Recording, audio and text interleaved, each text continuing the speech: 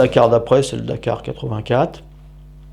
Donc toujours Honda officiel pour moi, avec la dernière année des monos, mais bon, on est déjà dépassé en termes de technique, puisque les motos qui gagnent, ce sont plutôt les bicylindres, les BMW, les Cagiva qui commencent à arriver avec Hubert Auriol, etc.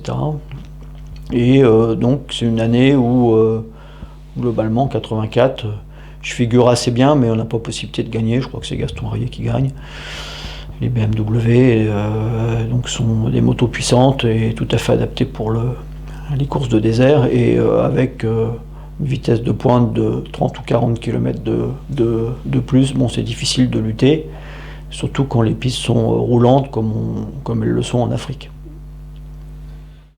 Bon, alors après ces épisodes de rallye avec des hauts et des bas, tu viens de nous raconter, on te voit aussi dans l'organisation d'événements très importants. Tu peux nous en parler ? Alors en parallèle, oui, de cette course, on va dire que j'ai deux passions. Une première passion qui est toujours le sport. J'ai continué à faire pas mal de sport et de sport aventure. Alors c'est les balbutiements, hein, c'est pas l'industrie d'aujourd'hui, hein, mais je continue à faire du marathon. Je fais les marathons de Paris, je fais New York. Je fais un très gros marathon sur la muraille de Chine aussi, avec plus de 400 km. Donc je suis un sportif à ce niveau-là. Donc moi ça me plaît, l'aventure, le défi physique. Et puis, dès 1982, avec mon beau-frère qui est Alain Brochery, donc on se lance tout d'abord dans quelque chose de modeste. On organise un salon des sports mécaniques sur Créteil où on fait venir les vedettes de l'époque, c'est-à-dire Alain Prost, Christian Saron, etc., etc. Donc c'est notre premier orga. On se dit tiens, c'est sympa. Lui, il vient plutôt de la culture artistique cinéma. Les cascadeurs de cinéma, et puis moi je viens plutôt du milieu moto. Donc on fait un bon tandem et puis on se dit tiens, pourquoi pas continuer à faire des petites choses. Et puis en 81, je fais un petit flashback, je participe au premier supermotard en France, organisé par Philippe Debarle au circuit Carole. Un excellent souvenir. Bon, il y a un petit enthousiasme, il y a des pilotes connus, il y a Bakou, il y a Jean-Claude Olivier, il y a les Crossman, Ollier, etc., les frères Picard, enfin, je veux dire, Drobeck, enfin, il y a pas mal de vedettes du cross et un petit peu moins de vitesse. Bon, nous, on a l'avantage avec Gilles Deol, on est éclectique, hein, on fait de la vitesse, mais on fait aussi du tout-terrain.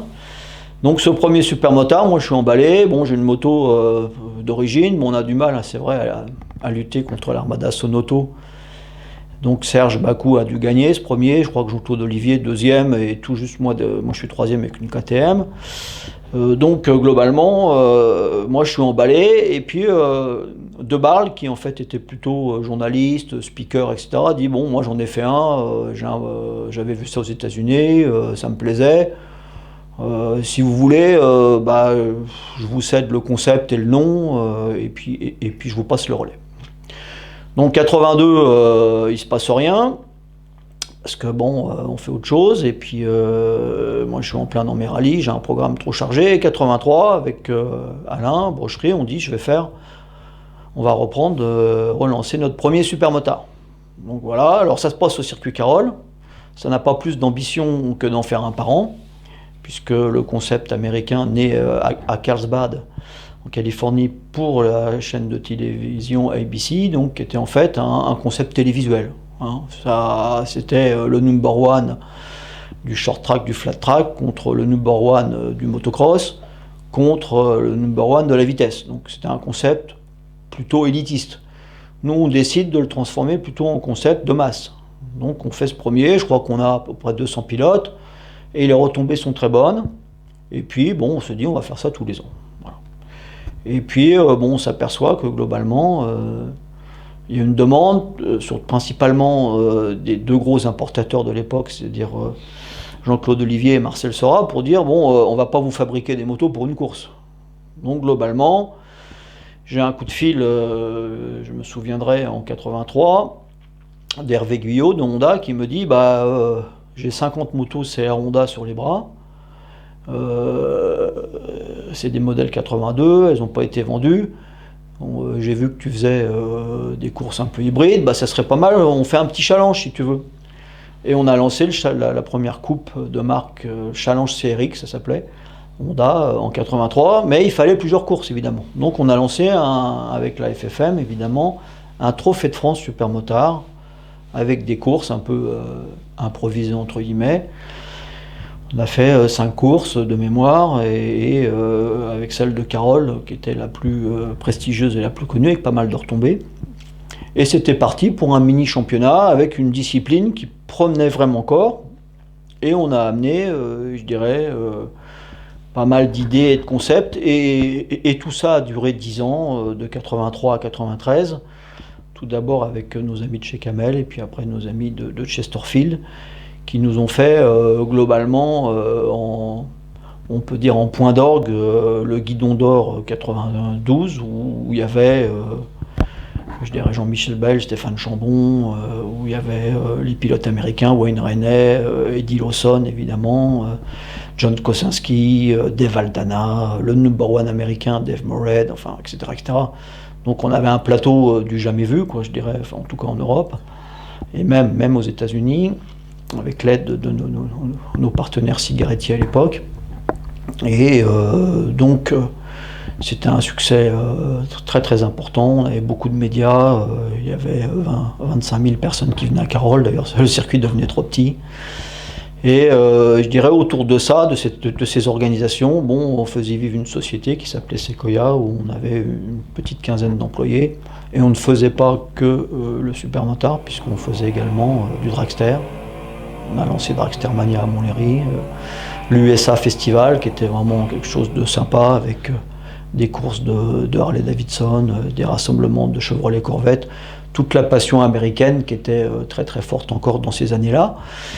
Et ça permettait pour moi de continuer ma passion. Pour mon associé, lui qui était plus tourné vers le showbiz, d'être créatif et de lancer pas mal d'innovations, notamment...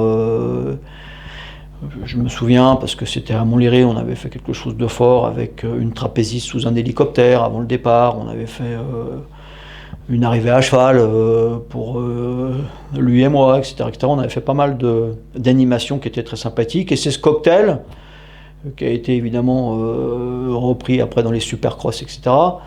Et dans tous les gros événements ensuite, on faisait, je dirais, venir les cascadeurs, les Richard Almet, etc., etc.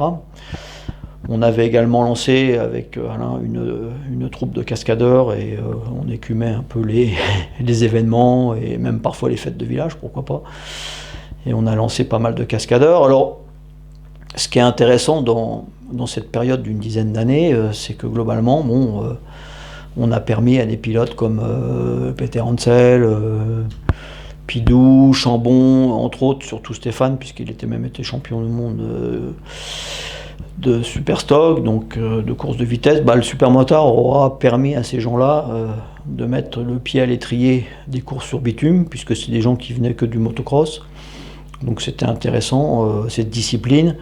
C'était en fait un vecteur et un tremplin pour que la personne qui venait du tout-terrain allait plus vers le circuit. Il prenait goût, c'était le cas de Stéphane Chambon et d'autres, notamment William Rubio, Mousset, enfin toute l'équipe de Sera. Sera vraiment a été d'une grande aide, mais je pense qu'on a été aussi d'une grande aide pour lui, puisque ça a permis, lui, quand il s'est mis à porter les Ducati, de se retrouver avec des pilotes éclectiques. Et moi, en tant que pilote éclectique, je dirais que j'ai montré un peu une sorte de voie, et c'est un petit peu ça dont je peux être fier aujourd'hui, quoi.